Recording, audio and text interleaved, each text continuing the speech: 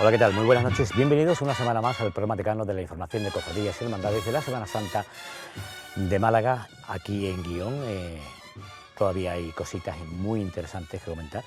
No sé si os ha pasado, os saludaré individualmente como mandan los protocolos y la buena educación, que yo creo que será por el tiempo, la edad o no sé qué. A mí el último maratón de casi 6 horas del regreso del Verbo me tuvo tumbado todo el fin de semana. Raquel Espejo, buenas noches. Buenas noches, a mí se me hizo corto. No, digo el después. No, después no, porque yo el sábado celebré y entonces el domingo estuve, fue cuando me cansé. Bueno, ya llegará a mi edad. Fran Morales de Amora, muy buenas. Tú te fuiste de campo, ¿no? Sí, yo una mezcla. Fue una mezcla entre euforia, como dice Raquel, y después un poco de cansancio. Pero vamos, se sobrellevó. Yo creo que fue eso, ¿no? Entre la euforia, la cosa del directo, lo que ustedes no ven, y es estar aquí en directo comentando, callando a los equipos cuando había sonido, había imagen. Raquel, que no paraba de reorganizar cámaras de un lado a otro. Esas son las cosas que no se ven para que luego digan uno, ¿y la mía qué? La tuya no. Y ya está. Curro Manuelejo, muy buenas. Sí, buenas noches, ¿cómo estamos? ¿Tú qué hiciste, hijo? Pues yo qué hice, fin de semana esperando... Todavía que te lo puedes permitir. Hombre, después de la maratón que hicimos el viernes, el sábado estábamos con impaciencia para ver la procesión de azote y columna, pero con la lluvia pues me fui al cine. ¿Qué iba a decir? Hombre, no es lo mismo. No es lo mismo, No es pero... lo mismo. O sea, campo, cine, callejeo, yo sofá. Las edades son muy dificultosas. Ya llegaréis, ya llegaréis. En fin, dicho lo cual, comenzamos. Alejandro Cerezo, Ale, hermano mayor de Dolores de San Juan. Buenas noches. Buenas noches, Rafa. Te resulta familiar todo esto, ¿no? Siempre, mucho. Ale, buenos recuerdos, las dos cosas. Formó parte de la primera etapa en 101 de Guión y de gratísimos recuerdos, y luego por muchas cosas más que no vamos a contar ahora. Cuestiones profesionales y de amistades. Ale, en principio, antes de ir a hablar de tu libro, ¿cómo has visto hasta ahora? Porque las actividades que ha habido del centenario, tanto la Magna como el Verbo, tanto la llegada como a la catedral, como la salida, como el propio hecho del Verbo, que ha callado muchas bocas, entre ellas las nuestras al principio, porque claro, tú valoras una cosa desde una perspectiva, pero cuando lo ves, aquí no hemos tenido ningún tipo de molestia en decir, no era un segundo plato, era un primerísimo. En global, ¿cómo lo estás viendo? Bueno, bien, especialmente en la repercusión y la implicación de las hermandades, lo que le ha tocado a cada una, cumplir su papel. Yo creo que han puesto todas de su parte. Yo creo que también eso forma parte del éxito tanto de la Magna como de la exposición del Verbo encarnado, ¿no? Que las hermandades se han tomado en serio el papel y creo que bien, Después, al margen de los resultados, que ya son cuestión de gusto, las piezas puntuales y tal, e incluso de filosofía, vuelvo a decir lo mismo, yo insisto, ya bajo mi juicio personal, las imágenes sagradas yo creo que están mejor en sus templos y no expuestas en un conjunto, pero independientemente de esa visión de principio, el resultado es evidentemente extraordinario. ¿Cómo viste y sonaba con música? Hombre, nos vimos muy raro. Uno de las expectaciones de ese día, ¿no? Sí, hombre, nos vimos muy raro, pero nos vimos encantados de la vida. Creo que encontramos la horma de nuestro zapato para ese día y vamos, el resultado, por lo menos todos acabamos contentos en la casa, que es lo que se trata, ¿no? Se notó buena simbiosis. Sí. Trono banda. Sí, vamos, estaba claro, a la hora de elegirlo, pensaba, me estoy mirando las pantallas al fondo de la Virgen saliendo, no puedo remediarlo. A la hora de decidirlo teníamos claro que lo que queríamos, y lo que queríamos no era una banda para compartir protagonismo con la Virgen, sino una banda para acompañar a la Virgen, que era una cosa muy distinta, es un matiz que a poco que se ven los vídeos se nota. Es decir, la banda se supo someter a la Virgen y le supo aportar esa calidad musical o esa melodía que buscábamos. No queríamos una banda que metiera música en la Virgen, sino que fuese el acompañamiento a una hermandad de silencio. Y el manto de música. Sí, bien, sí. ¿En ningún momento se os planteó la duda de decir, oye, ¿y esto? Lo tiene muy claro. Se lo ha dicho en redes, era mi pregunta. Extiéndete más. ¿Te refieres si esto es un peligro para que la Virgen pueda llevar música en Semana Santa directamente? No. No, pero a ver, no es por... Pero que en algún momento puede decir, oye, pues tampoco queda tan mal. No, ¿cómo va a quedar mal? Quedó estupendamente, ¿no? Quedó magníficamente bien. Lo que pasa es que, bueno, yo creo que la hermandad ahora mismo tiene muy claro su carisma de silencio, el papel que cumple en la Semana Santa de Málaga, que es una hermandad de silencio. Quizá en otras etapas la hermandad a lo mejor se hubiera planteado 2 veces meterle una banda de música porque no siempre lo tuvo tan claro. De hecho, yo creo que siempre lo comentamos entre los hermanos, las generaciones nuevas que vienen son mucho más radicales en ese espíritu de silencio y eso peligra bastante poco, yo creo que nada. Así que no hay peligro y sin embargo lo hemos disfrutado como enanos, por supuesto, ¿no? ¿De eso se trataba la extraordinaria? Sí, hombre, claro que sí. Una procesión de gloria, lo primero que se pensó es que no íbamos a llevar capilla musical. Yo creo que la hermandad ahí también lo tuvo muy claro. La capilla musical es un concepto incluso ni tan siquiera para acompañar el trono, es más para acompañar a los nazarenos en su meditación, entonces fuera de la Semana Santa y fuera de la estación de penitencia no tendría mucho sentido. Después otra cosa es que estén de moda las capillas musicales en otro tipo de cosas, pero la capilla musical es para acompañar a los nazarenos. Fuera de una procesión de Semana Santa, la Hermandad de los Dolores no lo veía. Hablando del libro que ha dicho Rafa, ¿cuáles son tus planteamientos para estos próximos 4 años? Bueno, el más importante es buscar espacio.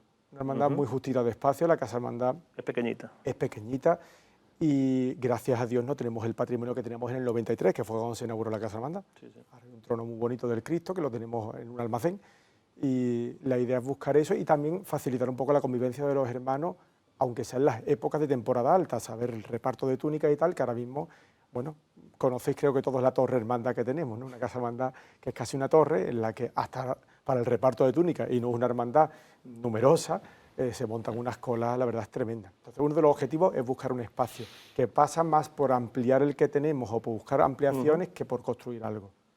Y después lo patrimonial, por lo menos lanzar 2 diseños pendientes que tenemos. Uno es la carroza del Corpus, que tenemos que buscar una pieza ya definitiva para que el Santísimo salga en condiciones a la calle. Y otra es el palio, por supuesto, que es finalizar el conjunto del trono de la Virgen, que le falta el palio bordado. Y bueno, ahí estamos trabajando un poco en eso. Además de unos arreglillos que hay que hacerle a las 2 capillas, porque, bueno, como sabéis, nosotros somos estamos siempre muy volcados con el culto interno y con la presentación de las imágenes durante los 364 días del año. Y hay cosillas que hay que hacer, retablos que restaurar, vidrieras que arreglar y demás. Nosotros conocemos la Casa Hermandad, hicimos hace algunos años, esta Madela de Hermana Mayor de la Cofradía, un programa desde allí, cuando fuimos itinerantes en varias etapas, por cierto. Claro, el problema que tenéis en las hermandades que estáis en sitios como vosotros, en San Juan y aledaño, dices ampliar. Los espacios de aquel sitio, tú los tendrás más dominados que yo, y aparte que tú has vivido allí muchos años, ¿por dónde ampliaríamos? ¿Qué posibilidades hay de ampliar? ¿Hacia atrás?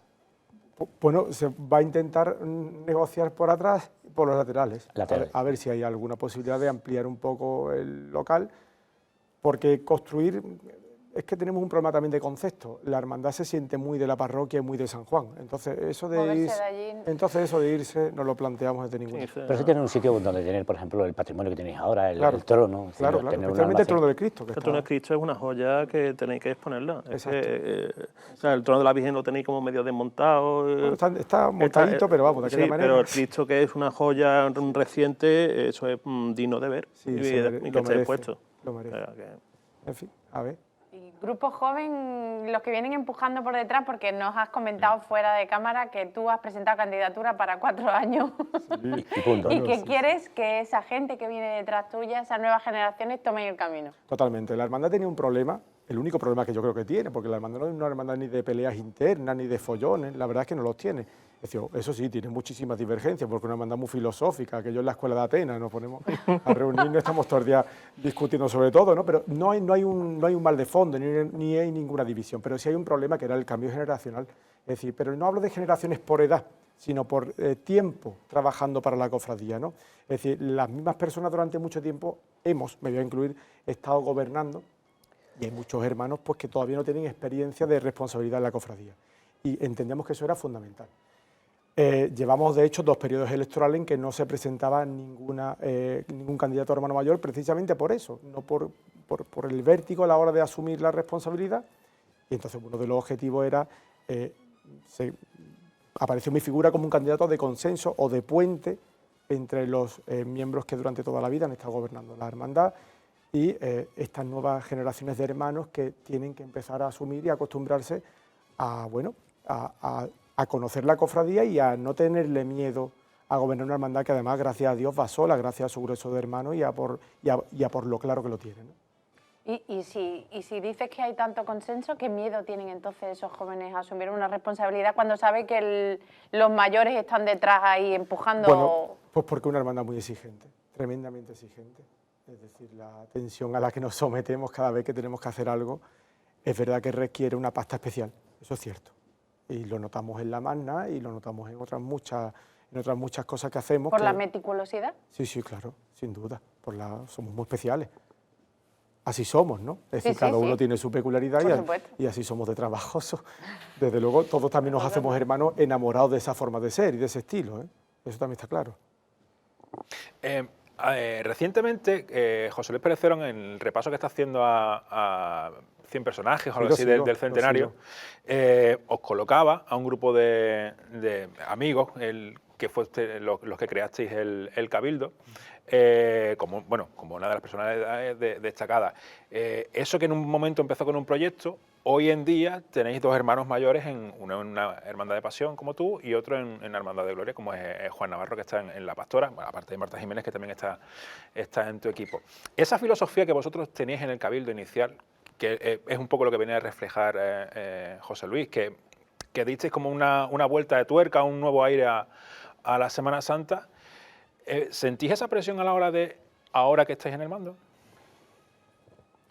Pues casi al revés, fíjate, para que veas que las cosas son según se miren. Nosotros, yo creo que con este acceso a los cargos de responsabilidad estamos demostrando lo que decíamos cuando fundamos el Cabildo. Nosotros creíamos crear el Cabildo para generar una cultura cofrade y para que la gente se implicara en sus cofradías, no para generar gente en torno a las cofradías o con una afición por las cofradías, sino para participar en las cofradías. Y eso es lo que estamos haciendo. Es decir, nosotros ahora a lo mejor actualizamos menos el Cabildo, aunque Salvador Marín está haciendo unos artículos maravillosos semanalmente, pero actualizamos menos el Cabildo porque estamos en nuestras hermandades, que está por delante del Cabildo y por delante de todo. Entonces, más allá de sentir la presión, que también la sentimos, porque bueno, hemos sido y somos un medio crítico, porque además que eso lo tenemos muy claro. Que es muy típico, y más con las redes sociales hoy en día, es que de tú que tanto decías en aquel momento, mira ahora. Es que es imposible avanzar sin crítica, es que es imposible, no se puede hacer nada sin crítica. Lo que pasa es que bueno, todo no trasciende, pero cuando la Hermandad de los Dolores, por ejemplo, termina alguna actividad, o la Divina Pastora, de la que soy el congregante, casi todas las juntas de balance posteriores son para tirarnos trastos entre todos y repartirnos responsabilidad de todos los errores pequeños, por pequeños que sea, que encontramos. O sea, que ese espíritu crítico, más bien nosotros lo llevamos como una especie de bandera de resultado de una filosofía que era ser crítico también con las tuyas, no le tengas miedo, pero eso sí, tu hermandad, tu sentido de pertenencia tiene que estar por encima de todo. Entonces, bueno, es un resultado natural. Y el estar ahora en el mando, entre comillas, ¿os coarta un poco a la hora de expresaros? Indudablemente, claro que sí, sí es verdad. Sobre todo, pero más que por lo que uno piensa, por la... sí, por el hecho que te asocian de, mira lo que está diciendo el hermano mayor de... Claro, por cómo se entiende. Porque la gente puede entender el todo por la parte o hacer una sinécdoque de mi opinión personal y adaptarla a que los Dolores de San Juan ha dicho esto. Pero no por otra cosa, porque las tabernas de bares, los grupos de WhatsApp con mis amigos y aquí mismo a todo lo que me pregunten voy a responder siempre desde el punto de vista personal. Lo que no me ofreceré es a opinar gratuitamente si no me preguntan. Quizás eso es la diferencia, ¿no? Pero a preguntas, respuestas, como siempre. Pues entonces, hablando de temas espinosos, vámonos al Viernes Santo. Me la he puesto votando, ¿eh? Sí, Le has sí. abierto la puerta, le has abierto la puerta. No, es que somos cofrades de Viernes Santo. ¿Qué te parece el recorrido oficial?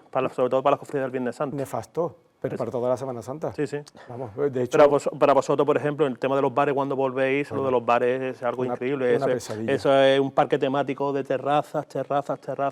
Sí, y según hablando yo con hermanos de los Dolores de San Juan, la pasada estación de penitencia de 2019 fue terrible, la vuelta. Horrible. Bueno, el recorrido oficial, además que coincide la visión mía con la del archicofrade. El archicofrade fue de las pocas que votó en contra del recorrido oficial, pero no lo hizo además ni con ninguna doblez, es decir, lo dijo con toda la sinceridad del mundo.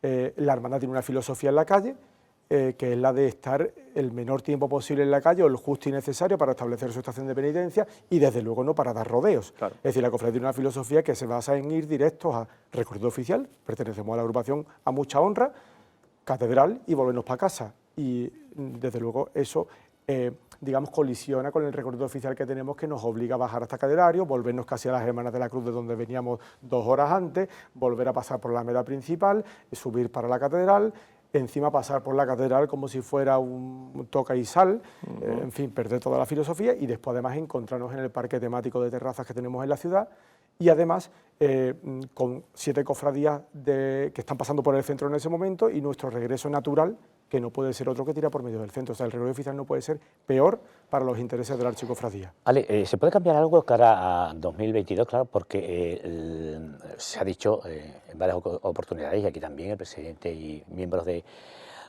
la agrupación de cofradías, que el itinerario recorrido oficial va a seguir siendo el que fue nuevo en su estreno, con algunos cambios. En el caso vuestro, ¿estáis planteando ya posibilidades de, dentro de que asumís el recorrido oficial, porque es el que se ha votado mayoritariamente,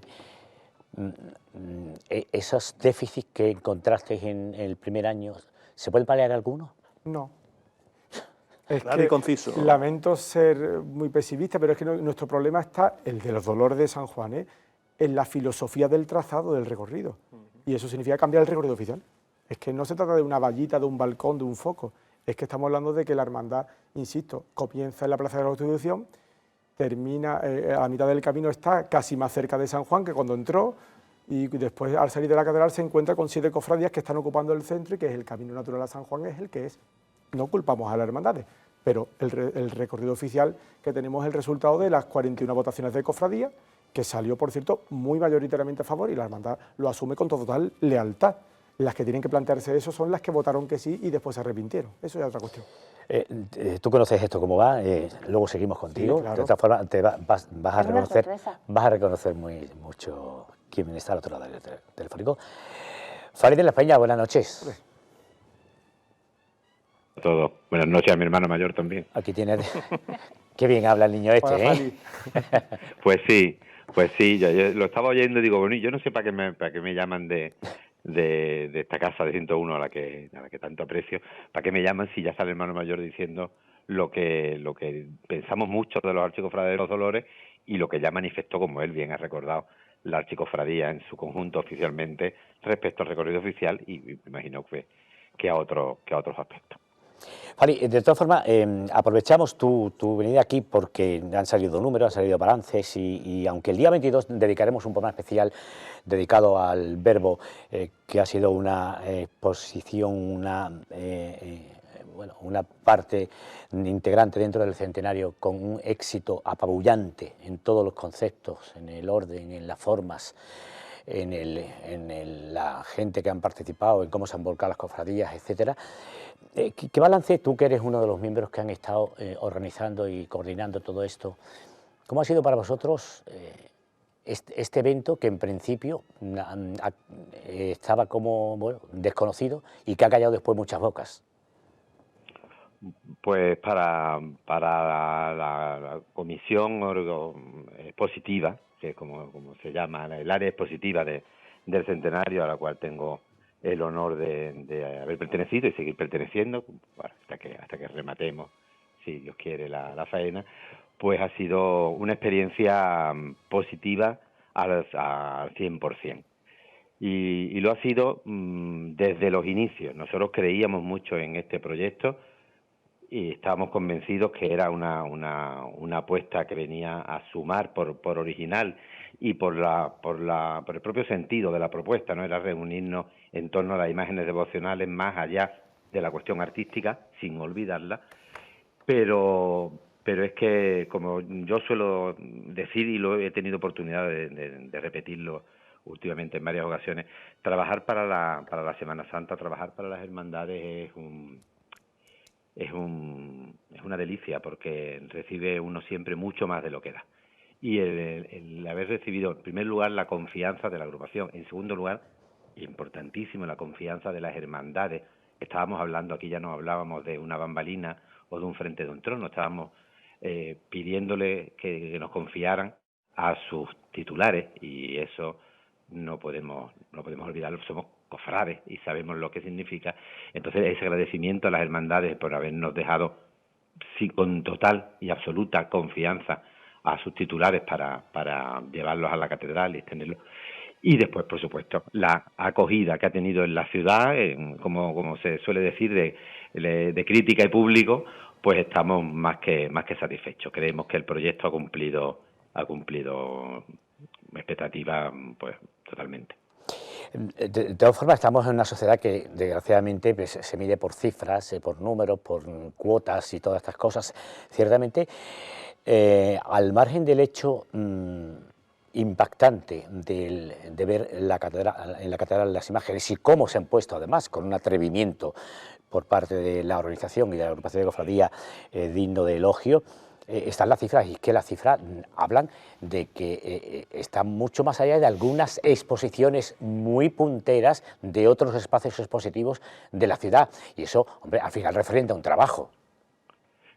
Sí, bueno, nosotros pues ante las cifras no tenemos nada que opinar, al contrario, simplemente pues alegrarnos de que haya sido así, alegrarnos porque esas cifras vienen a ratificar que no estábamos equivocados los que creíamos en este proyecto, y alegrarnos por, si te digo, más allá de lo que acabo de decir, porque el proyecto haya sido compartido con tanta gente y tanta gente haya podido disfrutarlo. Para nosotros, lo decíamos durante estos días donde estaban los cofrades tan contentos haciendo sus guardias al lado de sus imágenes, y lo decíamos, ¿cómo podremos baremar o calcular hasta dónde han llegado nuestros titulares?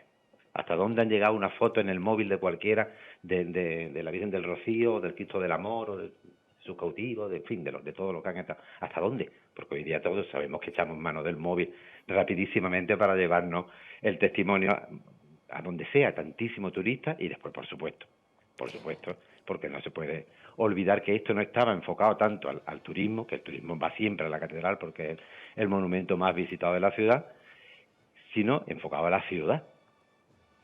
¿Cuánta gente ha ido a rezar a sus imágenes en un contexto totalmente diferente al que está acostumbrado? Han dado algunos pasos más, en vez de ir a la parroquia de su barrio, a la que tiene cercana o a la que está acostumbrado, pues ha ido al primer templo, ha visto las imágenes de sus devociones y además ha redescubierto, cuando no descubierto, el primer templo de la ciudad, que es algo que tampoco es baladí. Yo estoy contigo y lo hemos dicho en más de una oportunidad. Muchos malagueños han conocido su catedral gracias a este evento, sin duda alguna.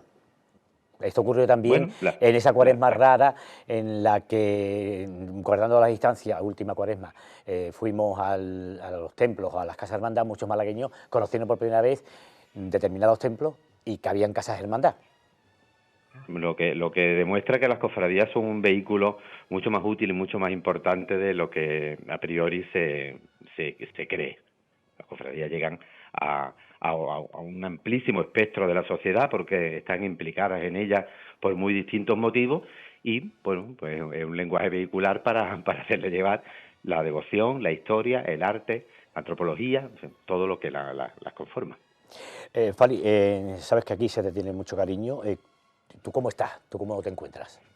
Estoy bien, estoy muy bien, gracias a Dios. Después del sustillo, gracias a Dios de la Virgen de los Dolores que me echó su manto como ningún otro día de mi vida, pues estoy muy bien y muy agradecido a tantas personas como me habéis demostrado vuestro cariño. Hay que cuidarse porque tenemos que vivir tantas cosas, compañero del alma, compañero, parafraseando aquello de Machado. Fali, el 22 te queremos aquí, haremos balance y será el último programa antes de Navidad que tengamos de guión, y queremos tener el verbo encarnado con todos los reportajes que hemos ido viendo y comentándolo con personas como tú que han montado esta bendita locura. Fali, un placer como siempre tenerte aquí en guión. Lo mismo digo, Rafael. Buenas noches a todos. Buenas noches. Chan, estamos en los minutos finales. ¿Cerezo qué? Encantado. Qué susto, ¿no? ¿Os llevaríais? Sí, gordo. Y más que susto, yo que después cuando cogimos la dimensión de lo que había pasado, no parecía que era tan grave, porque fue un desvanecimiento y claro, en cuanto él se reincorporó a la procesión, pues lo que pensamos que fue una bajada de tensión, una bajada de azúcar o algo, ¿no? Después ya nos enteramos de lo que fue. Y entonces, bueno, más que el susto del momento, que también nos lo llevamos, sobre todo los más cercanos al trono, sobre todo fue después el vértigo de haber notado la dimensión de lo que estábamos hablando, ¿no? La verdad que sí. Pero afortunadamente. Adiós, gracias. La foto, el resumen de él es la foto suya con la Virgen de los Dolores Siempre. en la mano, Hay- así, como diciendo, he vuelto. Sí. Gracias. La Virgen ya está en los altares, ¿no? Pero si hubiera sido un santo en camino de los altares, esto hubiera sido uno de los milagros para defender. Así que sí, siempre es una alegría tener a Fali, que además es un maestro, o que para algunos es un maestro, para mí desde luego lo es, tenerlo bien y en condiciones, porque todavía lo necesitamos bastante. Ale, el hecho con estos eventos, tanto la procesión, las distintas procesiones de la Magna, los traslados, ha sido un poquito de examen interno de cómo está la cofradía, de cómo están los hermanos, de por dónde pueden ir los tiros cara al año próximo 2022, si estamos alejados o no, o tenemos que tender más puentes, o tenemos que abrir más puertas para que todo siga como estaba o mejor cara a lo que está por venir, porque claro, había mucha incertidumbre, ¿eh? Sí. Después de 2 años sin salir. Sí, de hecho, vamos, tampoco creo que destapo la caja de los tronos si digo que la archicofradía fue de las implicadas en la Magna la que fue bastante más reticente, con diferencia, en salir el 30 de octubre. Después, vuelvo a decir lo mismo, votó la mayoría esto y nos pusimos todos manos a la obra y en paz. Desde luego lo que tú dices es así, yo creo que tiene que ser una especie de termómetro con las debidas diferencias. Evidentemente ha podido haber un retraimiento a la hora de participar de los hermanos, también porque hay una etapa todavía de prudencia en la que hay muchas personas que no están dispuestas a participar en los cortejos, pero yo creo que aparte de eso las hermandades se tienen que poner las pilas, y no tanto encastar a personas, no creo que esto sea de un caladero, pero sí de que dentro de tus mismos hermanos... Ilusionar dentro. Sí, dentro de que tus mismos hermanos empiecen a asumir ese sentido de pertenencia. Yo creo que, por ejemplo, en general la Magna ha salido bien, pero yo creo que no estamos para tirar las campanas al vuelo, todo lo contrario, hay que sentarse a ver qué ha pasado con la participación de hermanos en los cortejos. En todos. ¿Y no crees que la idea, perdona, Mora, la idea de pertenencia es algo que falla en toda la Semana Santa de Málaga? Sí, sin duda. Sin duda, vaya. Vale, que no tiene un nombre propio de una cofradía. Que va. Bueno, hay hermandades que funcionen especialmente bien. Se me vienen a la cabeza algunas, ¿no? Que son hermandades que funcionan muy bien a la hora de visitar a sus hermanos, pero son las menos. La semana pasada, el hermano mayor de la Clemencia, el antiguo mutilado, abría un melón, por así decirlo, cuando le preguntamos por el tema de la posible incorporación a la agrupación de cofradías, qué día elegiría. Y nos dijo que, bueno, que su ilusión sería el Sábado Santo, con lo cual uno de esos problemas que teníamos durante mucho tiempo, que venimos arrastrando, como es la aglomeración de hermandades el Viernes Santo, si alguna decide dar el paso, pues se descongestionaría. ¿Qué te parece abrir ese melón? A mí magnífico. Yo creo que el Sábado Santo lleva haciendo falta en la ciudad desde hace mucho tiempo. Una ciudad con un centro histórico tan pequeño y con muchas hermandades, con poca tradición de días participando en la Semana Santa, abre un Sábado Santo con una posibilidad de meter a 3 o 4 cofradías que vendría bastante bien. El Viernes Santo parece como que está aquí toda la vida, pero es otro día que se forma casi en los 90, prácticamente. En los 70 y 80 llegan las hermandades nuevas. Entonces yo lo veo fantástico, que se abra el velo del Sábado Santo, ya después se pelearán o nos pelearemos quién va, ¿no? Desde luego, ya avanzo que los Dolores está por participar el Viernes Santo, ¿no? Pero que exista ese día, a mí me parece fenomenal. El tema que se pone en torno al sábado es un tema litúrgico, pero que en la comparativa con otras provincias hermanas, con otros lugares, ese tema litúrgico se ha obviado o se ha fragmentado, se ha leído de otra manera. Quiero decir, porque al final quien tiene que dar permiso no es ni la cofradía que quiera ir el sábado, ni la agrupación que quiera abrir la posibilidad del sábado. Al final es Palacio quien tiene que decidir. Claro. Yo creo que no hay motivos para prohibir procesiones el Sábado Santo. El Sábado Santo lo que no se puede celebrar es misa, porque no hay iglesia, la iglesia duerme. Bien, hasta ahí perfecto, hasta la vigilia pascual. Pero las procesiones hay que recordar que están fuera de la liturgia. Más allá del Santísimo Sacramento, que si es una procesión litúrgica, o la de palmas, una procesión con imágenes titulares, no es liturgia. Llamémosle paraliturgia o tradición. Entonces, yo creo que someterla a las leyes de la liturgia, que es la que se celebra dentro de los templos, a mi juicio, es una lectura errónea. Máxime, sobre todo cuando se lleva de forma desigual, ya no solo digo en Cádiz que sale el Santo Entierro, en Sevilla que salen 5 cofradías, en Granada que sale Santa María de la Alhambra, sino también en la diócesis de Málaga, en la que hay procesiones el Sábado Santo. En Arriate. En Arriate, por ejemplo. Bueno, y luego otra cosa, el Sábado Santo son muchas las parroquias que digamos, la Pascua la empiezan a celebrar cada vez antes. Claro. Sí, sí, Porque realmente sería como la misa del gallo, tendríamos que hacerlo a las 12 de la noche. claro, y hay vigilia a las 7 de la Pero tarde. hay vigilias a las 7 de la tarde. Totalmente. Entonces, a lo mejor, pero es que hemos dicho ya que no podemos celebrar misa, entonces a lo mejor la vigilia la podríamos hacer un poquito más tarde y lo otro salir un poquito más temprano, que a lo mejor hay un consenso que se podría mirar. Yo creo que sería necesario, pero si la Iglesia, la postura, es una postura además histórica, yo creo, en la Málaga capital, yo no sé si es... Yo creo que se han ido pasando la papeleta de un obispo a otro. Absolutamente. Dice, el sábado no, y vais pasándolo, pásalo. Sí, porque eso históricamente ha sido así. Sí, sí. Además que Bueno, ha sido, menos en tiempo de Herrera Oria, que cuando se... Sí, pero en ese tiempo ni yo había nacido. Ya, pero en tiempo de pésame, Herrera ¿no? Oria, Pero- el pésame a la Virgen de los pésame de Dolores, Servita, estaba en la catedral y la Virgen de los Cierto. Dolores volvía el sábado Santo. exactamente, O pero sea más, que- más allá de eso, yo creo que es un pásalo, y además sin lugar a discusión siquiera, porque nunca se ha sometido a un debate razonado entre el colectivo de hermandades y la Iglesia. Que A yo lo creo mejor que, no ha habido que ninguna- interlocutor por parte de la agrupación y a lo para mejor la defenderlo. agrupación no lo ha pedido. Claro, que a lo también, mejor tampoco lo ha ¿sabes? pedido, Que- que le estamos poniendo que la espera. también tiene una cosa, depende de quién lo pida y cómo lo pida. Y sobre todo de quién lo pida. Yo creo que Si se ha una visto- hermandad en concreto lo pide, Estoy es contigo. mucho más Se fácil ha visto, que por otra. ejemplo, en las extraordinarias que han salido, ¡buah! No tan guau, pero han salido. Después del momento pandémico, pasado el momento pandémico más duro y más crudo. Por cierto, hay que vacunarse, y lo digo a los 4 millones de españoles que todavía están chalados perdidos con esto de la vacuna. Como que te van a estar viendo. Bueno, pásalo, Han salido- los WhatsApp, han los salido grupos de hoy WhatsApp estu- funcionan han salido precisamente hoy estudios que le dan mucho la razón a Rafa. A los de Málaga no les digo nada, ya lo saben, me van a odiar eternamente, pero bueno.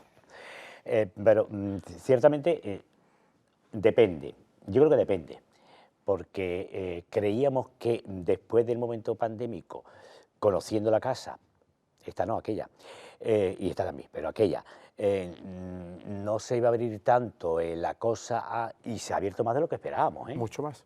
Vamos, a mi juicio más. Me he sorprendido. Sí. Vamos, a mi juicio más. Sin embargo, del sábado no hablemos. No, es que me parece, ya te digo, extraño. Yo creo que es un buen desahogo, yo creo que no afectaría en nada, es más, beneficiaría a la ciudad en general y al mundo de las cofradías. Pero bueno, ya está. Eso, como insisto, vivimos en un funcionamiento que todos asumimos, en el que hay una jerarquía que es la que marca las directrices, pues al asumirlas y ya está, ¿no? Pero bueno. Hablamos antes del termómetro cofrade. ¿El termómetro ciudadano ha pasado el listón? Yo creo que sí. Sí, En general, quiero de decir. hecho, yo luego creo ahí que ha sido benévolo. ¿Eh? Yo creo que ha sido benévolo porque estamos un poco pesados con las procesiones. No le echo la culpa a nadie porque todo el mundo quiere sacar la suya. ¿No tenéis la sensación de que, vale, lo del Verbo Encarnado ha sido un éxito? Pero era como, vale, pero yo quiero procesión. Bueno, sí, ¿no? ¿Quién cayó otorga? Claro, yo creo que vamos, quiero decir que yo estuve allí como un loco viendo los santos, Sí, no, vamos, ¿vale? Y por llevé el alma supuesto. de los cielos y tal, pero yo creo que sí, yo creo que hemos sobredimensionado el traslado de vuelta, los traslados de vuelta se han sobredimensionado, pero bueno, ya está, todo el mundo tiene su... Pero yo, Tú pides y si te al dan, hablar- pues estupendo, ¿no? Al hablar de público, claro, aquí hay veces que confundimos, los que estamos muy metidos de hace años ya en esto de las cofradías, hay varios públicos en esto. Está el público cofrade, que va a todo, o a casi todo. Está el público procesionista, que es el que va puntualmente a lo que va puntualmente, y está el público en general. Y a nivel general, echando un vistazo a lo que hemos visto, al comportamiento y a la cantidad de gente que hemos visto, el termómetro está muy bien. Sí, vamos, está genial. Yo creo que, al menos yo hablo de mi experiencia personal en el caso de la Magna, el comportamiento del público en el caso de la Magna, la parte que pasó la Virgen de los Dolores, estamos encantadísimos de la vida, vamos. Creo que la gente respondió con muchísima calidez, con muchísimo cariño, cada uno como quiere expresarse, aplaudiendo sin aplaudir, callando sin callar, pero yo vi una calidez de la que están muy contentos y muy orgullosos, ¿eh? Yo creo que sí. Retomando la vida de hermandad, la semana que viene tenéis actos, tenéis el pregón de la pura y limpia, Sí. y lo va a pregonar el cardenal amigo. Sí. ¿Cómo lo estáis preparando? Con una ilusión tremenda. Son 40 pregones. Yo creo que hay pocos pregones en el mundo de las cofradías que tengan tanta longevidad. Lo hay, ¿eh? Creo que el de Pasión es más antiguo.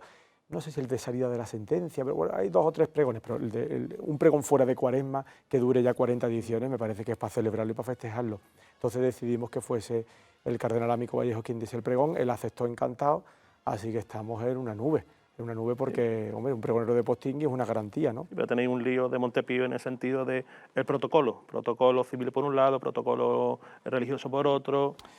Bueno, Vosotros sabes que que sois tan de poco protocolo Sí, en el sentido profesional. sí, exactamente. Somos una hermandad de poco protocolo, ¿eh? Nosotros, si viene el cardenal, viene a su casa y nosotros ya hemos movido la ficha con quien tenemos que moverla, que siempre que viene un arzobispo emérito hay que pedirle una especie como de cortesía al obispo del lugar, que le pareció estupendo que viniese. Y más allá de eso, quien se quiera unir a la fiesta se va a unir, pero no es una hermandad tampoco de montar un chiringo, con perdón de la palabra, excesivo, para que después los hermanos, que son los que participamos todos los años en esto, se queden ahora mismo fuera sin poder participar de este gran pregón y del concierto previo que vamos a tener el día antes. Sí, estamos trabajando en un concierto en la que participará, esto es primicia, la Coral Tomás Luis de ¿Hay Victoria. alguien que viene a la primicia? Sí, sí, sí. La Coral Tomás Luis de Victoria de Granada participará en un concierto el domingo por la tarde en San Juan y en la que se van a rememorar algunos pequeños pregones a lo largo de la historia de la pura y limpia Concepción. Todavía está por cerrar algunos detalles, pero bueno, el titular está ahí. Bueno, ¿Lo aprovecho? ya te llamaremos y Claro. contarás. Alejandro, muchas gracias. Como siempre, Un a vosotros placer siempre. Un tenerte placer. aquí. Un placer. Y enhorabuena, en la parte que te corresponde. Muchas gracias. Hacemos pausa, publicidad, con más temas volvemos aquí en 101 en guión. Hasta ahora. Ya estamos de vuelta aquí en 101 en guión, con más invitados, con más cosas interesantes. El invitado que le vamos a presentar ahora, pues podríamos decir lo que vamos a decir, el nombre, la buena noche, es decir, háblenos. Ya que él Pero además de un montón de cosas. Sí, pues eso es. Lo mismo de Es música es que de historiador, arte. es músico, sabe de escultores, sabe de auténticamente una barbaridad de hombre en todo el amplio sentido y encima joven. Y encima joven, sí, que se dedicó toda su vida a hincar los de estos. Francisco Flores Matute, buenas noches. Hola, buenas noches, encantado. Tú de salir no has hecho nada en tu vida, ¿no? De salir a fiestas y por estas desgracia, cosas. yo me digo, soy un monje anacoreta. Estoy encerrado, aislado, como los monjes estilistas que se veían en lo alto de la columna allí estudiando. Pero bueno, algunos nos dedicamos a esto, ¿qué le vamos a hacer? Tienes por ahí varios artículos muy interesantes porque te metes en la historia y en las curiosidades de gente importante dentro del sentimiento cofrade artístico. Sí. Bueno, voy a hacer un pequeño inciso, pero es verdad que mucha gente lo desconoce, aparte de compositor, es que también soy historiador del arte, es decir, que no me meto, porque, y sobre todo con este tipo de cuestiones que a veces son polémicas, ahora explicaré por qué si acaso. Sí, sí. Aquí tenemos... Dale. Quiero dejar constancia que soy historiador del arte, que de hecho estoy haciendo un doctorado, que no estoy haciendo una investigación Que de no eres como el aficionado. del Twitter, que es de todo, Eso sabe es, que- sabe de eso metodología, sabe de... Un maestro liendre. Exactamente, Eso es. que se decía antiguamente. Un cuñado de libro. Exactamente. También. Es que en este mundillo hay muchos cuñados. Sí, sí, sí. Y entonces yo me curo en salud, digo, ¿este qué hace aquí metido también en esto? Pues se meten todos los Bueno, fregados, pues que que están también es aburridos lo de la mío. vida y dice, pues, me voy al Twitter. Venga. Y bueno, pues realmente pues llevo desde ya casi 9 años van a ser ya, desde que inicié esta investigación sobre una serie de escultores. Personalmente empecé con, bueno, algunos sabéis que soy de la Hermandad de los Remedios. Mi interés era qué autor hizo Remedios. Yo ya sabía que tenía una afiliación en torno a unos discípulos de Salvador Gutiérrez León o de los Gutiérrez de León en general, porque en aquel momento tampoco eran muy conocidos. Y a partir de ahí, pues bueno, pues fue empezar, claro, tantos años buscando obras, pues de uno, de otro, de allá. Porque la primera cosa que hay que... Todo el mundo me ha hablado de los Gutiérrez de León. Pero ¿quién era los Gutiérrez de León? ¿Qué obra hizo quién? O sea, es que hay un siglo entero de familia. Y todo el mundo, pues bueno, es muy fácil. Esto se parece a un Gutiérrez de León. Pero esa virgen, ¿quién la hizo? Salvador, que era el iniciador de la saga, Rafael, su hijo, o el más conocido Antonio. El más conocido Antonio porque, claro, fue el que nos han legado más obras, digamos, documentadas como la Dolorosa del Misterio de la Sangre, que ahora se llama Virgen del Socorro, o la Virgen del Rosario de la Sentencia, ¿no? faltaba determinar qué obra hizo Salvador Gutiérrez León, que precisamente era el más importante por ser iniciador de la saga y sin embargo el más desconocido, porque precisamente lo único que había documentado como él como tal eran los 4 grupos de santos, de misterios de santos que hay en el trascoro catedralicio y el San Juan y la Magdalena que están pintados de blanco imitando mármol. Eso es lo único que había documentado, conocido de él. A partir de ahí, bueno, pues empezar a hacer una serie de búsqueda, ¿no? Durante, como digo, más de 8 años ya que vamos a hacer ya. Y bueno, ha salido muchos resultados. Después de esto, también venía el otro gran escultor, que es el que estamos viendo ahora en pantalla, bueno, se acaba de quitar, pero era Antonio Marín. Antonio Marín fue una auténtica sorpresa, un escultor del que no se conocía nada, pero nada, más que el nombre en alguna referencia, y encontré por qué no se conocía nada. Y es que este hombre tuvo una vida bastante interesante, fue uno de los primeros protestantes de España, cuando en España estaba castigado incluso con la pena de muerte, y lo pillaron. Lo pillaron, tuvo un juicio, se exilió porque la comunidad internacional abogó por su liberación. Claro, imaginémonos, esto salió en prensa de medio mundo. Y claro, esto era una vergüenza. En la España católica del siglo XIX, que un escultor que hace imágenes se hiciera protestante y demás, bueno, no más que al final se borrara de los anales su nombre, porque de hecho el historiador contemporáneo suyo del siglo XIX, Guillén Robles, donde hace un apartado dedicado a los artistas de Málaga, lo nombra todo, excepto ahí. O sea, muy, muy curioso. Y la verdad que la vida, animo a leer el artículo, porque es muy extenso, no nos vamos a dedicar aquí, pero bueno, algunas otras, pues aquí vemos, por ejemplo, a Dolores y Esperanza, que es una de las que yo atribuyo a él, por afinidades con la antigua Dolorosa del Amor del Rico, que también se quemó, pero sí estaba firmada por él, en 1873 la hizo. Y traigo pues 2 obras nuevas, esto está pendiente todavía de publicar, pero bueno, yo lo adelanto ya aquí el programa, para que veamos que hay más parecidas a Dolores y Esperanza con su policromía original, que también es interesante, porque claro, no hemos conocido a Dolores y Esperanza con su policromía original. Entonces, para ver cómo sería lo más aproximado posible a ella. Y la otra cuestión fue, efectivamente, Remedio. Este autor tiene un San José, que se ha puesto ante la otra foto, que bueno, también está firmada por Antonio Marín, es aquí la sorpresa y bueno, pues se puede comprobar que las afinidades con la Virgen de los Remedios y con el resto de imágenes que ya de por sí se parecía a Remedios, pues son prácticamente de un 90%. Quiero decir con esto que Remedios y esta serie de imágenes son de Antonio Marín fehacientemente, no. Como toda atribución, sin documento, no quiere decir que lo haya hecho. Pero con todas las pruebas, no solamente fisonómicas, ¿no? Como vemos aquí con las imágenes, sino técnica, porque también esto es una cosa, una percepción que no todo el mundo es capaz de intuir, pero es la técnica, cómo da el golpe de gubia, por ejemplo, o la policromía y demás. Y por supuesto también argumentos históricos, nuevos argumentos que salieron a colación de la historia de la Virgen, pues nos dicen que en principio la Virgen de los Remedios y todas estas imágenes pueden ser de Antonio Marín, en principio. Es que la historia del arte es una ciencia social y tiene sus herramientas. Claro. O sea, que si tú no tienes documentos físicos, tú tienes que buscar, como tú bien has dicho, tienes que buscar la filiación, o sea, morfológica, golpe de gubia, como tú bien has dicho. Y ¿te ha costado buscar documentación sobre esto? Muchísimo. Es que básicamente aquí en los años 30 se pierde casi todo. Ese es el problema que tiene Málaga. A diferencia de Sevilla y Granada, Antequera, bueno, y media Andalucía, que ha conservado su patrimonio histórico y artístico y su patrimonio documental, Málaga es que se quemó todo, pero todo.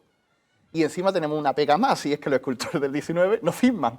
O sea, Salvador Gutiérrez León no firma nada, a diferencia de su nieto que sí firma más. Antonio Marín firman 4 cositas.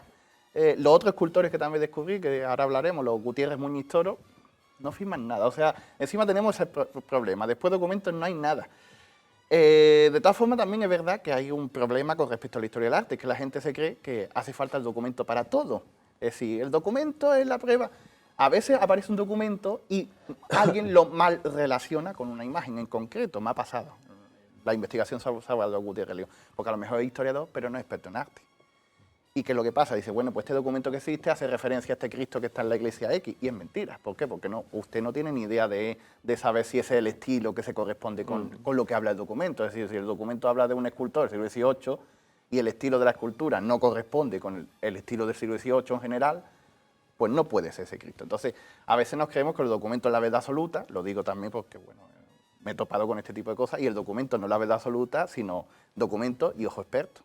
Esto es, como yo digo, todo el mundo es libre de opinar, pero no todas las opiniones son ¿Tú válidas. crees que hace falta un historiador del arte en el mundo de las cofradías y no los maestros liendres o los cuñados, como No, bien pero has dicho? incluso si tú te pones a repasar, vámonos a dentro de 50 años, si alguien se pone a repasar las crónicas periodísticas de hace 20 o 30 años, la mayoría de dolorosas eran dolorosas dieciochescas, anónimas. O peor, y eran de Pedro de Mena. Todo, sí, Todo era Pedro de Mena. O Asensio de la Cerda del O siglo de XVIII. Asensio de la Cerda. Pero Asensio Cerda es después del estudio, me pasará a mí lo mismo, pienso yo, es decir, mucha gente por esto de, pues esta vez se parece, pues será de Gutiérrez León, o será de Antonio Marí. Asensio de la Cerda, el trabajo del doctor y catedrático de Historia del Arte Sánchez López, él no asignó a lo loco, esto es Asensio de la Cerda, lo que pasa es que después todo el mundo ha ido asignando, como pasa con Antonio del Castillo también hoy día, todas las dolorosas son Antonio del Castillo, todos de todos. Sí, sí. Y vamos a dejarlo experto también. Hombre, a ver, que no digo yo que incluso hay personas que sí tienen ojo y sí ven una guía, pero que a veces también te discuten. Me ha pasado. Y llega un punto y dice, pero vamos a ver, me va a discutir, después de, como he dicho, un monje anacoreta, tantos años de estudio, para que me discuta. Además, una cosa que he descubierto yo, a ver, me lo puede discutir un experto, pero a veces se llega y parece pedante, lo que estoy diciendo, pero es que a veces molesta. Pero molesta porque el menos indicado. Esto es como yo digo, es como decir los mecánicos qué tornillo tiene que poner en un motor a arreglarlo. Pues los hay, los hay. Lo hay Y los mucho. Gutiérrez Muñiz, me imagino, porque como vamos... Sí, apurado. No, porque sé cuánto sabes y cuánto me ha intentado explicar estos días muchas cosas por teléfono con unos audios inmensos, de 3 minutos, 4 minutos, y yo diciendo, madre mía, no me da la vida. Pero la verdad es que son para sentarse y escucharlos tranquilamente. Pues estos son los otros escultores que no se sabía nada. Algún lado aparecía referenciado, incluso Ricardo de Urueta, el descubridor, entre comillas, de Pedro de Mena, verdaderamente el gran estudioso de Pedro de Mena en 1914, los nombra de pasada. O sea, en su época inmediata más o menos eran conocidos, pero sin embargo no había pasado a los anales. ¿Por qué? Por las malditas quemas. Lo poquísimo que había documentado, por ejemplo, en la iglesia de San Agustín, se quemó y no había fotografía siquiera para comprobar nada. La sorpresa con estos escultores fue, bueno, pues en uno de estos viajes, yo que soy un viajero y me gusta... todo lo que veo o intuyo que puede ser malagueño, es decir, mi campo de estudio, pues lo fotografío, lo catalogo y ya lo dejamos. Entonces, uno de mis viajes a Adra encontré un San Pedro de Alcántara, y me dijeron que era malagueño y que además estaba firmado. Efectivamente, estaba firmado por Mateo Gutiérrez Muñiz en 1799. Después también, las casualidades, la otra titular de mis mandados de remedio, la Virgen del Carmen, que apareció una fotografía, aquí vemos, bueno, comparativas con la Virgen del Carmen más bella, que es un estudio que va a salir ahora en diciembre. Apareció una fotografía de la imagen que era originalmente, que era la Virgen del Amor Hermoso, tallada documentalmente por Diego Gutiérrez Toro en 1854. Bueno, últimamente también he encontrado hasta cuando se bendijo, el 18 de julio. Bueno, pues esta, la escultura de Mateo, y un niño Jesús, el antiguo de la Virgen de la Victoria, que era de Diego Gutiérrez Toro en 1861, bueno, por afinidad de rasgo, de nuevo, pues se puede atribuir a una serie de dolorosas que ya en su momento Sánchez López y también el historiador Torres Ponce vincularon a un mismo taller y bueno, pues se cerraba el círculo. Ya teníamos la vinculación de un taller y ahora tenemos los nombres y cuadran la fecha, porque por ejemplo ahora la dolorosa que vemos aquí, que está en el Santo Cristo, no aparece en el documento quién la hizo, pero sí aparece cuándo se hizo, que es en el torno a 1791, porque se hizo para un retablo nuevo, para el crucificado que hay, que se lo sigue acompañando. El San José que también es inédito de mi estudio que acaba de aparecer, pues bueno, saldrá el de la Divina Pastora de Málaga. También tuvo que hacerse en esta época y además cuadra porque la iglesia de la Pastora sufrió un expolio tremendo por las tropas napoleónicas, así que una iglesia que se ve esquilmada de patrimonio, pues tiene que renovarlo.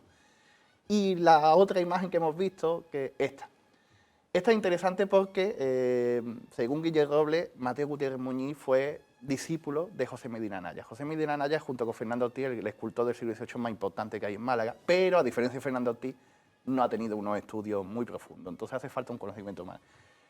Yo vinculo, la imagen primera que se ve es una Santa Ana que encontré en Estepa, documentada de José Medina Anaya, y bueno, se ve que con la Virgen de la Concepción del Huerto, la verdad que es extremadamente parecida en muchas coincidencias.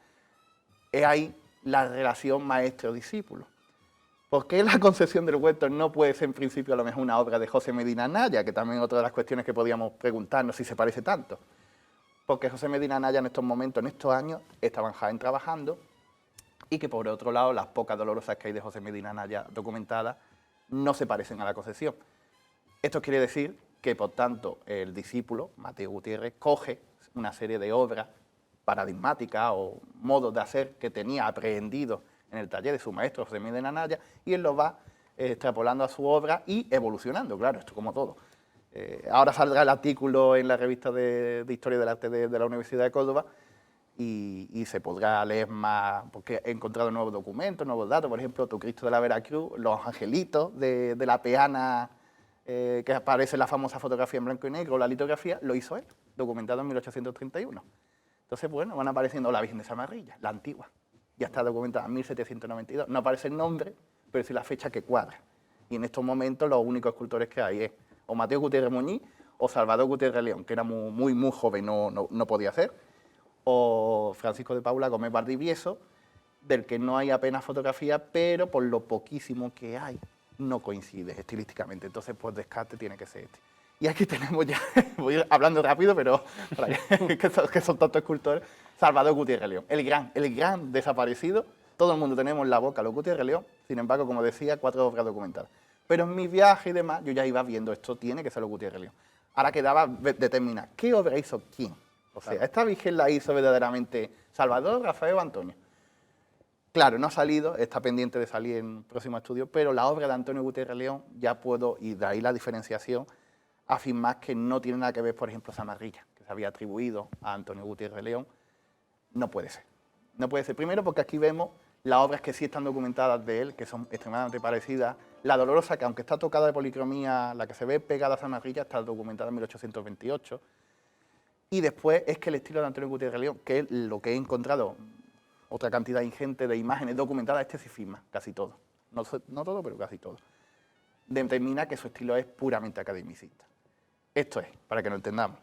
Las caras de sus santos, sus vírgenes, son como la Dolorosa del Misterio de la Sangre, todas. O sea, es otro rollo, digamos, aunque tenga obviamente vinculación porque son todos del mismo taller y obviamente se heredan de padres a hijos formas de talla y demás. Sí, que no estaban anclados en los conceptos tardo-barrocos de Pedro de Mena y de Fernando Ortiz, es decir, rompen con, o sea, los Gutiérrez de León rompen con eso. Hace una revisión. Antonio Gutiérrez León es que es particular también, que esto daría para largo, pero en el momento de Antonio Gutiérrez León se pone moda Pedro de Mena, que en aquel momento encima era conocido como Juan de Mena, ni siquiera era conocido como Pedro. O sea, para que nos veamos cómo estaba el panorama. Y aquí la otra gran aportación, los Cristos, porque claro, de vírgenes vale, pero Cristos y santos que tenía Salvador Gutiérrez León. Bueno, pues aquí, comparando con estos dos santos que se ven, que son los grupos del trascoro de la catedral, que están documentados en 1805 y 1806, bueno, pues aparece el Nazareno del Paso de Churriana, una de las gran incógnitas, incluso se llegó a afirmar que era el Nazareno más antiguo de la provincia, que era una falacia, pero claro, quien no sabe y encima quiere darle prestigio a su titular, era una escultura totalmente neoclásica y además muy apegada a Fernando Ortiz como para que fuera el más antiguo de la provincia, ya ni de Málaga. A la vista está, creo yo, que se ve, si podemos ir para atrás, es que esto. El de al lado, el Cristo de las Necesidades de Cabra, que también es muy interesante, la cofradía está contenta. Después, la Expiración del Priego, este era uno de los que decía de errores documentales. Había un documento que decía que era de Agustín de Vera, un escultor del 18 granadino, no coincide con la escultura de Agustín de Vera, o sea, se había asignado por error quien fuera a este escultor y no. Curiosamente la cofradía sí tiene otro crucificado que es localizado, que ese sí se ve que es de Agustín de Vera, pero estoy esperando a ver si lo puedo estudiar bien para comprobar que sí. Y bueno, pues Nazareno, el Cristo de la Caña de San Roque, un crucificado en Belén, Málaga, y el crucificado que hay en Los Mártires. Como esto hay más obras, o sea, es que claro, esto es inabarcable, me daría para un libro. Desde aquí animo que si alguien quiere financiarlo, sí, porque he encontrado muchísimo. Tanto que diríamos que Salvador Gutiérrez León ahora mismo es el escultor más prestigioso de su momento en Andalucía. A mi parecer, y eso que ha estado estudiado Juan de Astorga, pero si está a la par o incluso lo supera, ahí, ¿eh? Es un escultor que está por toda Andalucía, excepto por Huelva, que de momento no he encontrado nada, por el resto de Andalucía, de todo. Lo cual quiere decir que era muy... Tienes para un libro y para 3 programas, ¿eh? Sí. ¿De música cómo vas? De música vamos bien, ahora... ¿Te da tiempo después de los viajes, las fotografías? Da tiempo. ya digo, no tengo vida de mujer a 40. Bueno, no tienes vida viajando, Componer viajando constantemente. Componer el autobús directamente.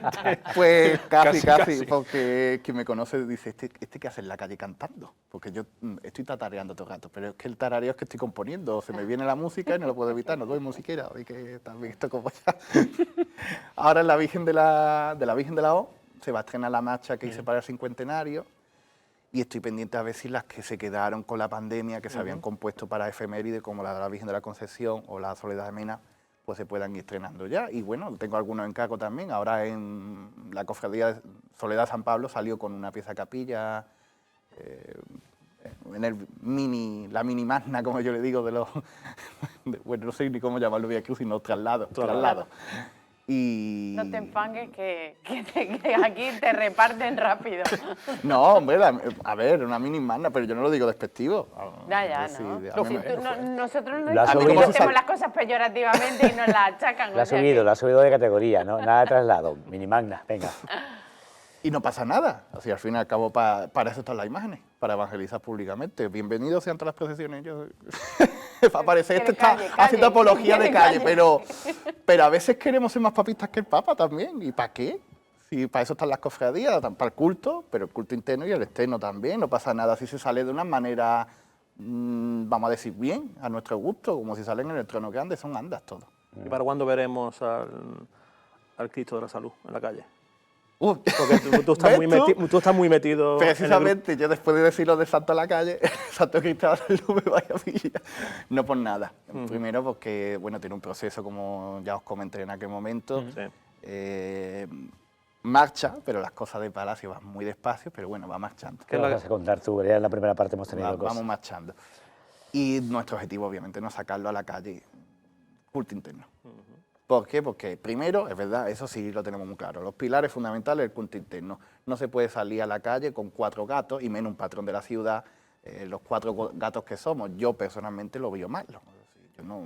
Incluso aunque fuéramos una cofradía hecha de 500 manos ahí con velas, para que me vengan 4 gatos a ver al patrón de la ciudad, pues también es mala imagen. Entonces, mejor afianzar a nivel de culto interno, de que su día, que es el 31 de mayo, esté medianamente bien y ya...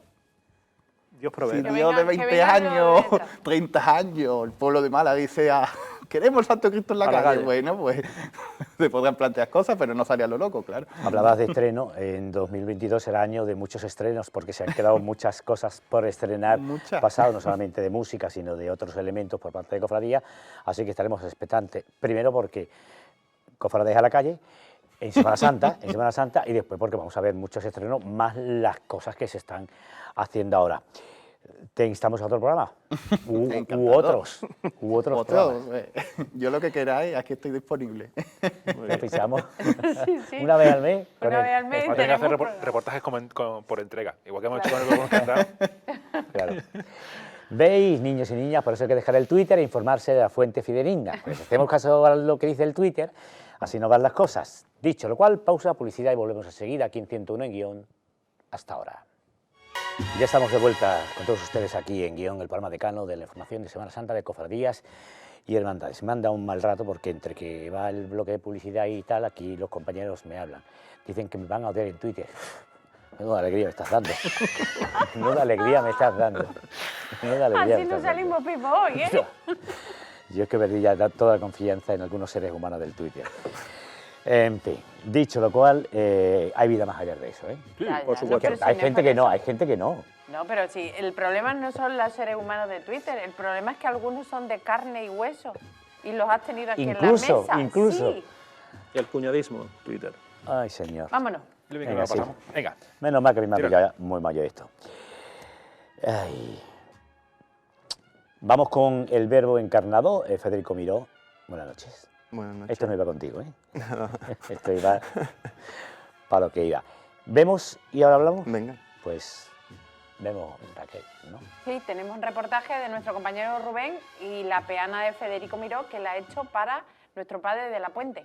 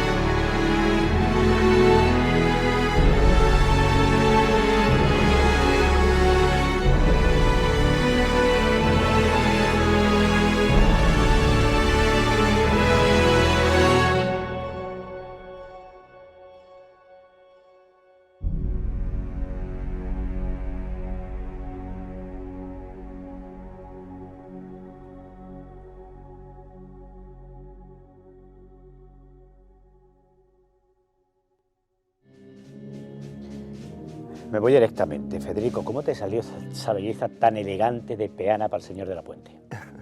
Muchas gracias.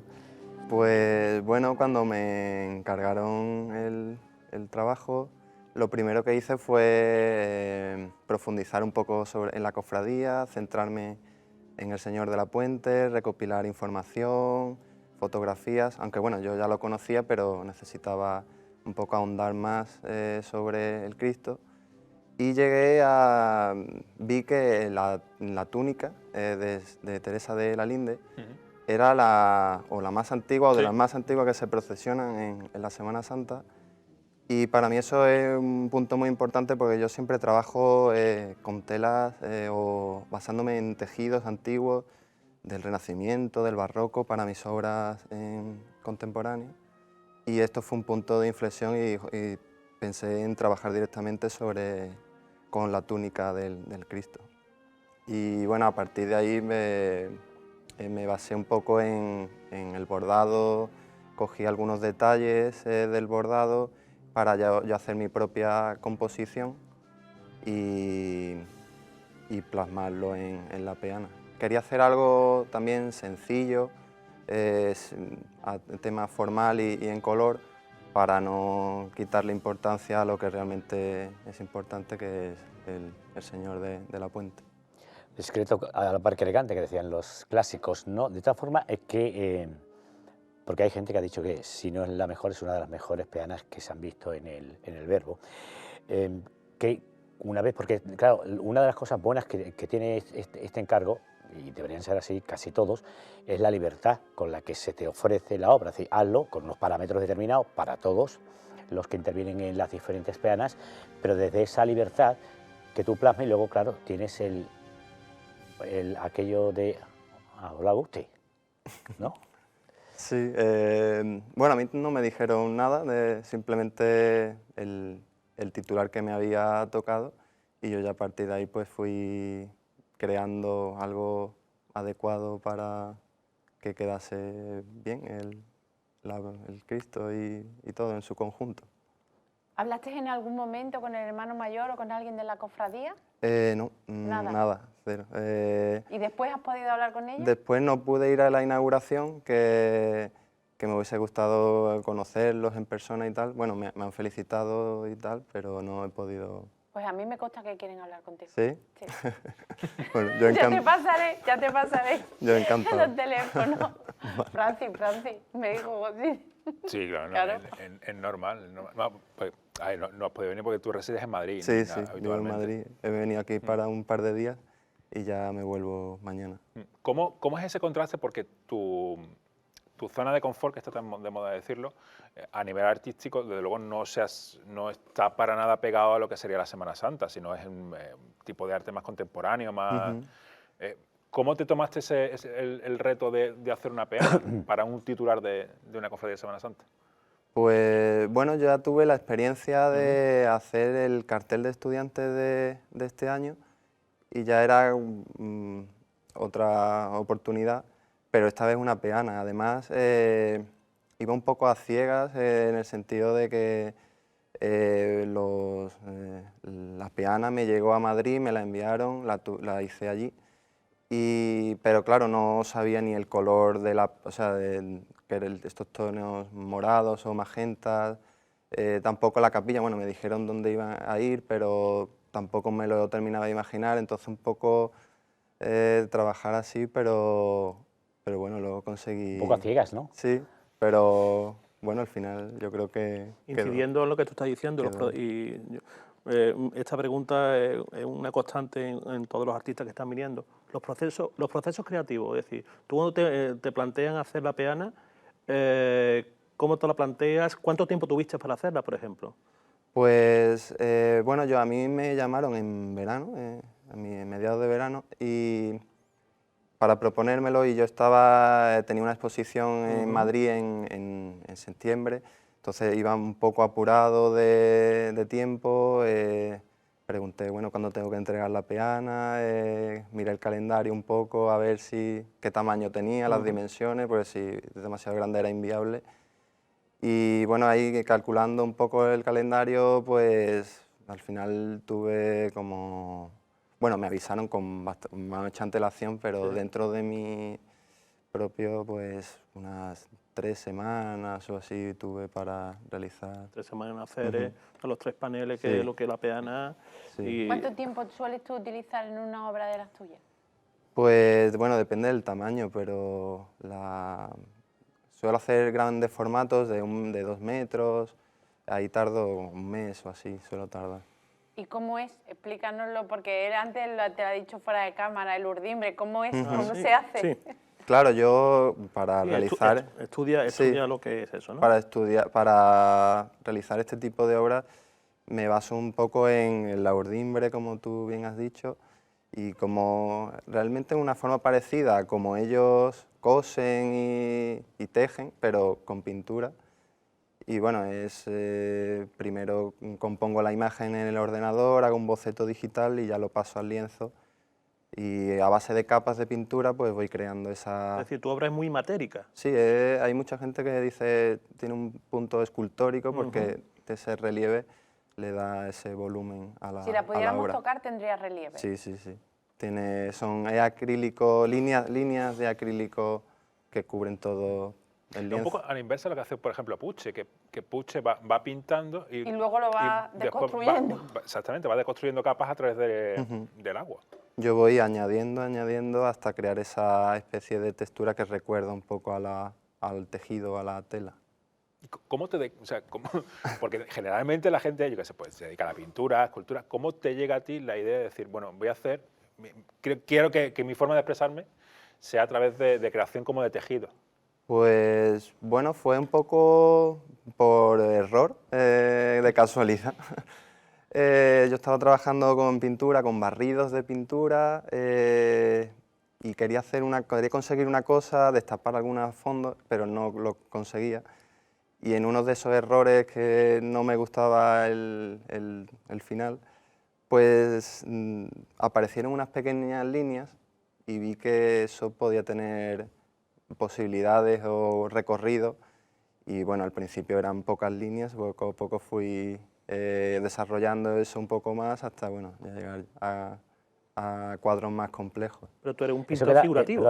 Eso queda muy bien en la biografía, ¿eh? Porque sí, no, hombre, hay muchos artistas que debido a un error definieron su Hay un montón forma de cosas que se descubren a través de errores. ¿Eh? Hay un montón de cosas que se descubren a través de errores.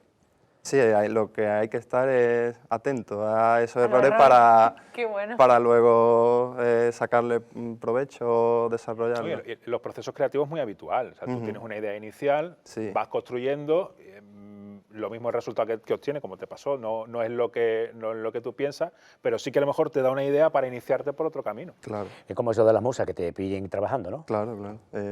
Trabajar y hasta que encuentras tu... ¿Y ahora en qué estás? Después de esto, ¿cuál es tu próxima exposición o estás en proceso de...? Ahora tengo una exposición en febrero en Granada, que es el aniversario de Fortuny, que participo con una obra. Luego la Feria de Arte Arco.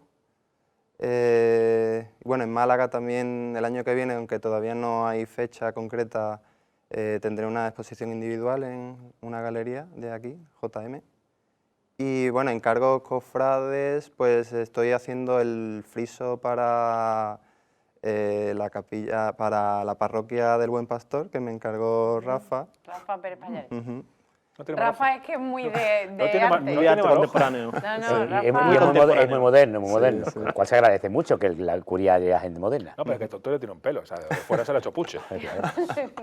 Bueno, y en la parroquia anterior se llevó Las cruces del pregón. Del pregón. O sea, por la parroquia que va dejando arte. Y bueno, hay alguna cofradía que me ha estado tonteando un poco pero todavía no hay nada, No se puede decir. no hay nada seguro. De todas maneras, si tienes cartel con estudiantes después de haber visto la peana, yo te auguro aquí un tirón. Sí. Un tirón. El mundo de las cofradías ha descubierto a Federico con el cartel de... Y han descubierto a muchos Federicos con carteles de pero estudiantes. A mí me sorprendió, o sea, yo cuando lo vi en directo, el cartel de Federico en la Casa Hermandad, fue sorprendente. Es decir, ve la espalda del Señor y esas líneas que conformaban lo que era la pintura.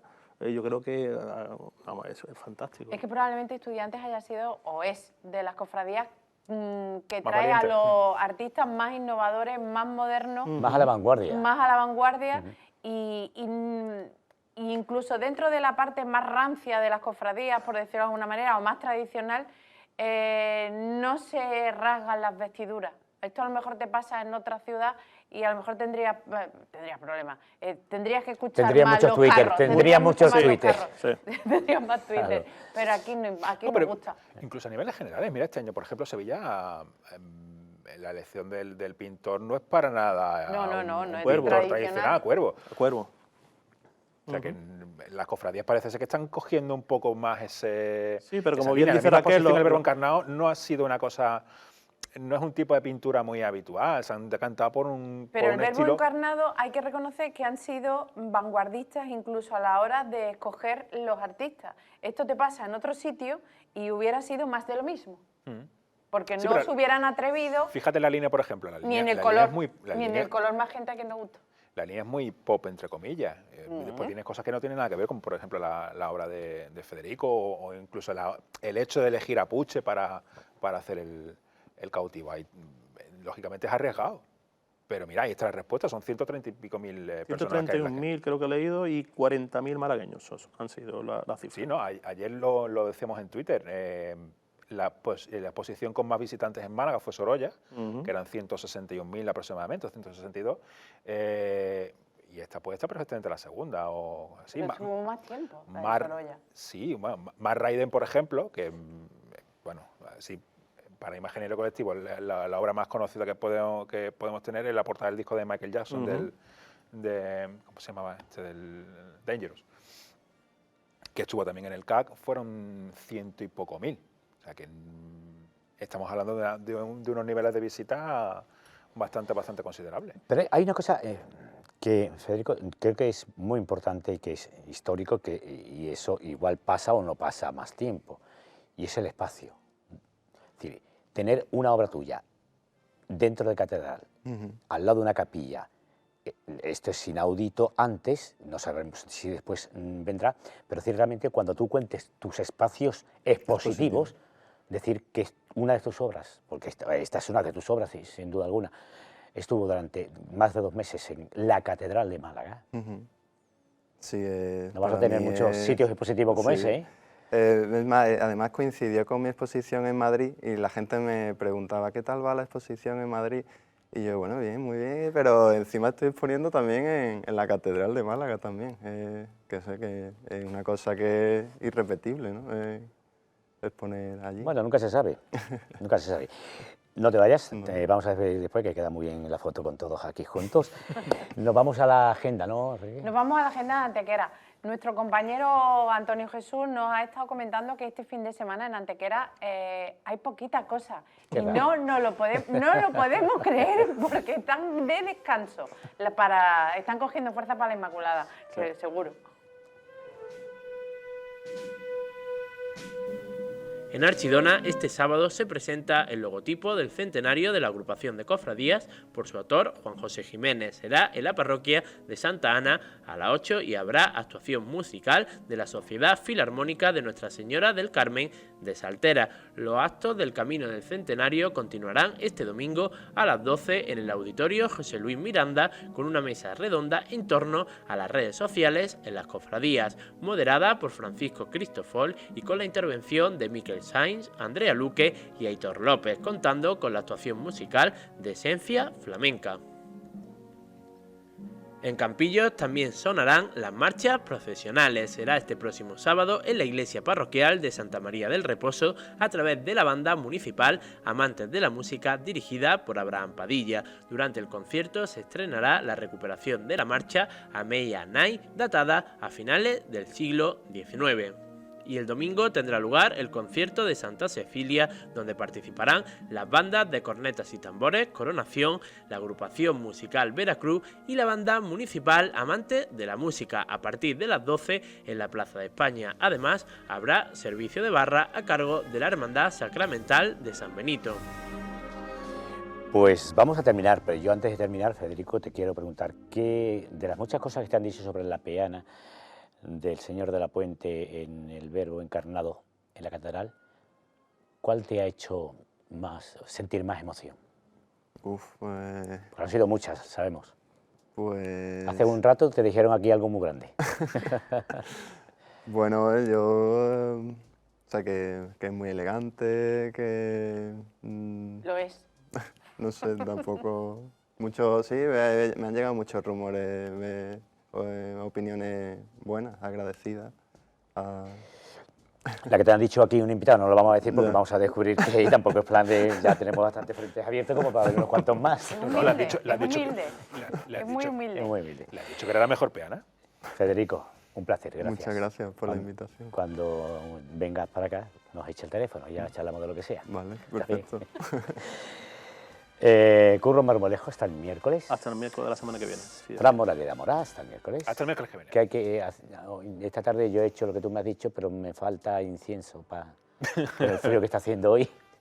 Yo te digo ahora, no te preocupes. O fumo mi alma. Raquel Espejo hasta el miércoles. El miércoles si Dios quiere. A ustedes, como siempre, gracias por su fidelidad al programa Decano de la información de Semana Santa de Cofradías y Hermandades de Málaga, de la provincia, Axarquía y Antequera. Hasta el próximo miércoles. Buenas noches. Adiós.